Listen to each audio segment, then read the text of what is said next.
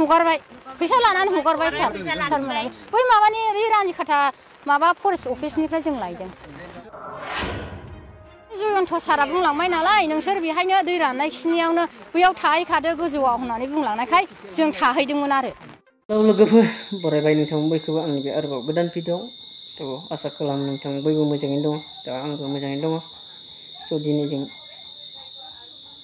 माखासे साननो गोनां बाथ्राफोर लानानै फैदों जों सावरायलांनि नोंथांमोना भिडिअखौ जोबजासे नायलां अब्लानो माखासे बाथ्राफोरखौ बुजिनो मोनगोन आरो नोंथांमोना फिननायखौ होगोन माखासे आंनि गोसोआव सोंथिफोर सोंदों बुजियोब्ला नोंथांमोना मिथियोब्ला कमेन्टनि गेजेरजों खोन्थाहरनो हागोन स' नायलांबाय थादो दिनै जों सावरायनि दाखालि बावैसो जाना थांनाय बिदि फरेस्ट बिफाननि मावथिनि गेजेरजों जिबायदि गावथारजानाय ना दा बिथांखौ जाय मानसिया गावदोंमोन बिनि हमनायनि जेबो जोङो निउसफोरबो नुनो मोनाखै आरो ना दाबो ना हमनोसो हायाखै ना मानसियासो खारबाय साननो गोनां बाथ्रा आरो ना नै बिथांनि जाय गावथारजादोंमोन बिनि सारादु जालायलांबाय आरो ना सारादु जानानैबो दाहालागै जेबो माबा गैया ना हमनायनि साजा होनायनि जायफोरा गावथारग्रा ना सोरबा एखुमानासो दोनखो ना माखो गावथारग्रा मानसिखौ ना रैखा खालामनो बासायनो थाखाय साननो गोनां आरो ना जेबायदि जाय सरकार गोजोननि सरकार दा बिथांमोना जेबायदि मावनांगौ बे न'खरनि सायाव ना मोजाङै मावनानै होनांगौ जाय दायनिगिरिखौ साजा होथारनांगौ हमनानै जों दासिमबो सारादु जालायलांनायसिमबो हमजानाय गावग्रा मानसिखौ हमजानाय खोनायाखै आरो ना जोबोद दुखुनांथाव दा इभिक्सननि सायावनो बिथां EM रन्जित बसुमतारिया मा होनदोंना इभिक्सनाव खुनु कमप्रमाइस गैया नाथाय गुबुन जाथिनि बै बेसेबां 1700 ना बेसेबां 17,000 बियो कमप्रमाइस जाना थाबाय खोमा इभिक्सन जायासै नाथाय बे बर'फोर जायफ्रा थाहैदोंमोन दिसपरा दायो जाहैबाय आरो ना इभिक्सन कमप्रमाइस गैयि जाहैबाय बर'जों बर'खाय ना बर'जों बर'खाय कमप्रमाइस गैला बाथ्राया जाहैबाय दा BPF UPPLनियाव बारलांबाय नोंथांमोना खोनाखाबाय जानांगौ दा आं एसे खिन्थानानै होबाव नोंथांमोननो नायबानो जाबाय ना 20 खर ना मा BPFनि खामो थारमाने बर'आ जायफ्रा BPFनि बिसोरनो हा होआ बिथाङा होखारगोन आरो गोबाव बोसोरनिफ्राय जानाय मानसिब्लाबो होखारगोन ना खोनानो मोननायाव बिसोरथ' गोबां बोसोर जाबाय बेयाव थाफैनाया ना नोंथांमोना ससे भिडिअ खिन्था होगोन नोंथांमोना नायलांबानो जाबाय स' BPFखाय बिथांमोनखौ होखारदों आरो बाथ्राया बेफोरबायदिसो जाहैदों दा साननो थाङोब्ला ना गासिबो बर' BPF UPPLनि खोथा गैया रायजो राजाखौ अननांगोन अब्लासो नोंथांमोनाबो रायजो राजानि अननायखौ मोनगोन ना सोरबा BPFनिब्ला नों BPFनिखौ अननो रोंनांगोन जे बे BPF जों लोगो दंमोनब्लाबो नोंनि मावनायखौ मोजां मोननानै नोंनि फारसे गोसो खालामनो हानाय बायदि अननोसो रोंनांगोन आरो ना अब्लासो नोंनि बे रायजोनि ना सुबुं अनसायनाया नोंनि फारसे फैगोन ना बेफोरखौ साननो रोङाबा नोंसोर लिडार जानानै मा लाब आं मोनसे निउस पर्टेलाव नुनो मोनदों जोंनि बर'निनो जायावनोखि बुंदों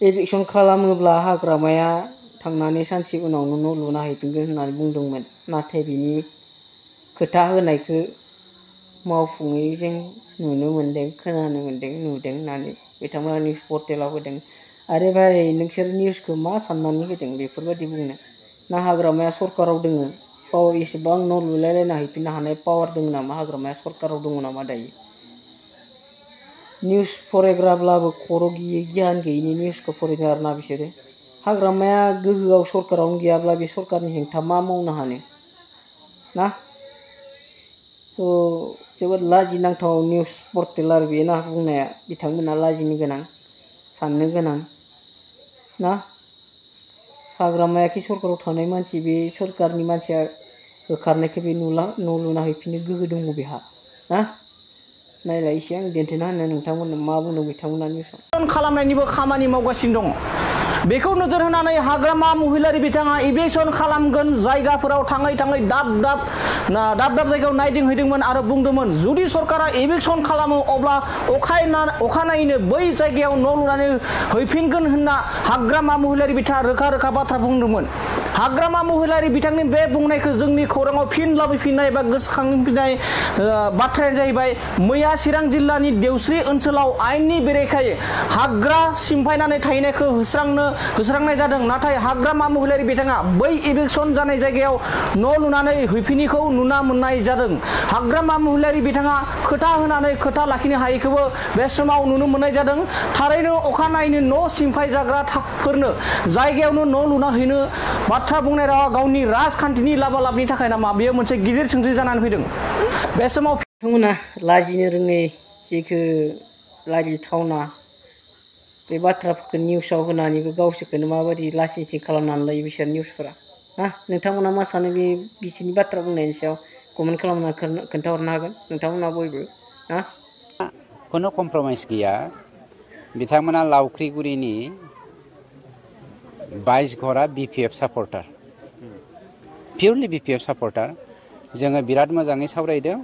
हा दंखायो, नोंथांमोना फरेस्टआव दाथां, दंफां लाइफांखौ दादान होननानै जों बिथांमोनखौ बिराद बुजायदों। खिन्थु बिथांमोनजों बनसुवा नांफानानै दङमोन, खाम्फा बरगयारि नांफाना दंमोन। आंना स्पष्ट प्रमाण दङ। बिथांमोना इनस्टिगेट खालामनो थाखायनो बिथांमोना दंफां फुलि दाननानै राबार दंफांबो गायबावदों। बिथांमोना राबार दंफांखौ सोर हरदों? मैया जोंना सासे फरेस्ट डिपार्टमेन्टनि एसेबा क्लियार होदों जे मोनसे बाथ्राया जाहैबाय जोंनि बर' हारिनि गेजेराव बर'जों बर'ल' इभिकसन खालामनो हायो। बिदि दा जों नुगासिनोखा उदालगुरि होननायावबो खालामखांबाय आरो मैयाबो दाखालिबो मोनसे खालामनायखौ जों नुबावबाय लावख्रिगुरि। स' बाथ्रा साननो गोनां आरोना जोंनि बर'आ बर'खौसो हागासिनो दा इभिकसन खालामनो। नाथाय बै जे नटिस सफायदोंमोन गुबुन हारिफोरा जे बिसोरखौ इभिकसन खालामनांगौ होननानै, दा बिनि जेबो फोरमानानो गैला माथो। दान मोनसे जालायलांबाय हाग्रामाखौ गिबाय हाग्रामाया जे थांनानै न' लुना होफिनगोन इभिकसन खालामबा सानसेनि उनावनो होनना बुंदोंमोन। बेखौ गिनानैसो इभिकसन खालामनो हायासै गुबुनफोरखौ। दा जोंनि बर'खौथ' नै खालामफिनबावबायानो, जायानोखि गोबां दुखुनांथाव माखासे भिडिअ फुटेज नोंथांमोन खिन्थाना होनो नायलांबानो जाबाय। नै मा बुंदों।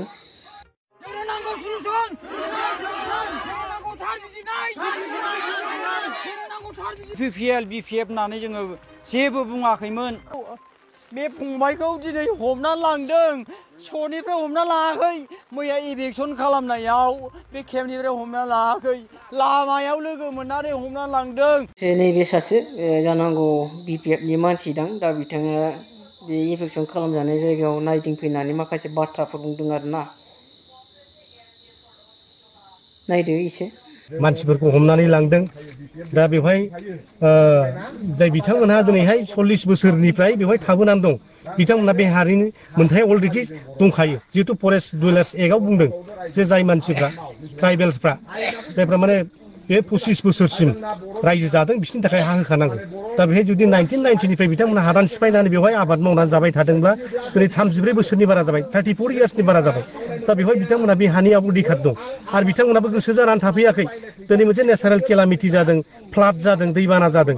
बिथांमोननि न'आ दिनै बायलांजोब्बाय, माइ गायग्रा आबाद खालामग्रा हाफ्रा दिनै बाला अन्थाइजों फबजोब्बाय, न'आ सिथ्लाजों न'जों समान जाजोब्बाय, न' सिङासो दिनै बाला अन्थाइजों गोजौसिन जानानै थाहैबाय। दा बिथांमोना आश्रय लाफैदोंमोन गावसोर मावनानै जाग्रा हायावनो थानो थाखाय। नाथाय बेबादि समावबो बिथांमोना थानायनि बेब'स्था खालामना होनो नागारै बिथांमोननि सायाव अयथासार खालामनाया जोबोद दुखुनांथाव। जों बेखौ BPF दोलोनि जानानै गोख्रों आंजों सौखारियो आरो जाहाथे इयुनाव बिथांमोना बिदि दा खालामथों आरो बे हाखौ बिथांमोननि थाखाय इमिडियेट फरेस्ट डुवेलार्स एक्टनि गेजेरजों जाहाथे सेटेलमेन्ट खालामना होयो।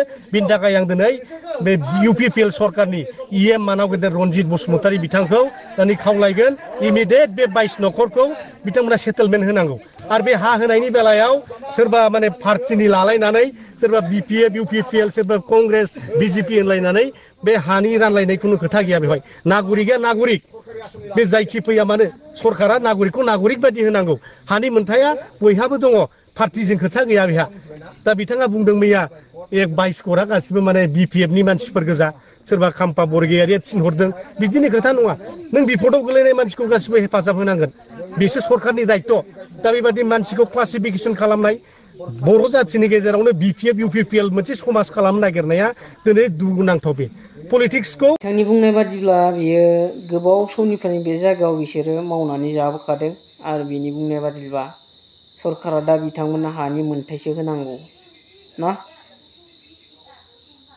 फरेस्ट 2006 ना मानि एक्टनि मथे बिथांमोननो दा हानि मोनथायसो होनांगौ आरोना नाथाय बिनि एगेन्स्टै बिथांमोनखौ होखारनोसो नाजादों बेबो जोंनि बर'जों बर'सो गुबुन नङा जोंथ' खोनाखाबाय फेरेंगा बिथाङा मा होनदों बिपिएफनि मानसि थारमाने बे पलिटिक्सनि थान्दायावनो होखारनायनि चान्स लाखादों आरोना स' दुखुनांथाव बाथ्रा लोगोसे बिनि उनाव आरोबाव एभिक्सन खालामनाय जायगायाव नङालाफानो लामायावबो सासे सेंग्राखौ हमनानै लांबावदोंसो थ' रायजो राजाफ्रा दुखु फोरमायदों जे लामायाव मानो हमनांगौ मा दाय मावनायनि थाखाय हमना लांदोंमोन जोबोद दुखुनांथाव आरोना